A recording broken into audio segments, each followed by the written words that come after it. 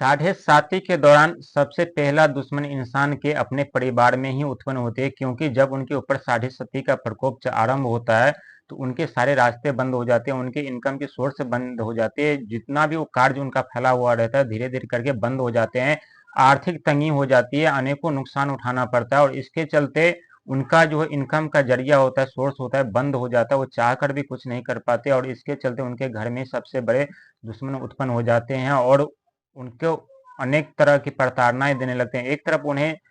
हिम्मत देना चाहिए, धैर्य देना चाहिए,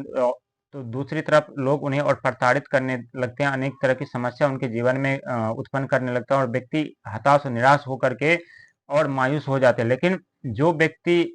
अपने जीवन में साढ़े साती के दौरान हिम्मत और धैर्य रखता है, वो साढ़े सती का समाप्त होने का इंतजार करता है और दिन रात निरंतर मेहनत प्रयास कर रहे होते हैं। तो जितना वो प्रयास कर रहे होते हैं, जितना वो संघर्ष कर रहे होते हैं, उसके कई गुना लाभ शनि की साढ़े साती समाप्त होने के बाद उन्हें शनिदेव प्रदान करते हैं, क्योंकि शनिदेव वो सारे सुख सुविधा उस व्यक्ति से ले लेते हैं जिनके ऊपर शनि की साढ़े सती का प्रकोप चल रहा होता है। और शनिदेव ले नहीं लेते, बल्कि साढ़े सती समाप्त होने के बाद उससे कई गुना करके लौटाते हैं। लेकिन उस समय इन व्यक्ति का परीक्षा शनिदेव ले रहे होते हैं कि इंसान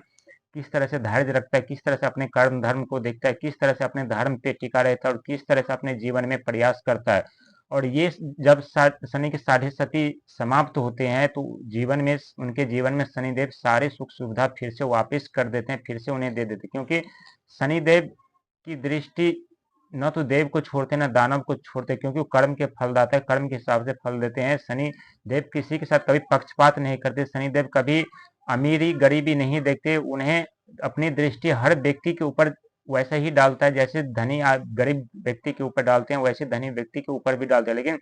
जो ज्यादा धनिक होते हैं उनके पास पैसा होने की वजह से उतना नुकसान नहीं उठाना पड़ता, लेकिन उनकी बहुत सारी क्षति हो जाती है और उनकी भरपाई साढ़े सती के बाद वो कर लेते हैं। लेकिन जो व्यक्ति कमजोर होता है, जिनके जीवन में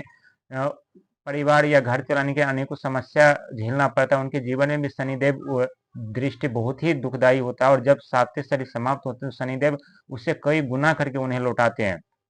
क्योंकि शनिदेव साढ़े सती का प्रकोप इतना दुखदायी होता है। दूसरा चरण,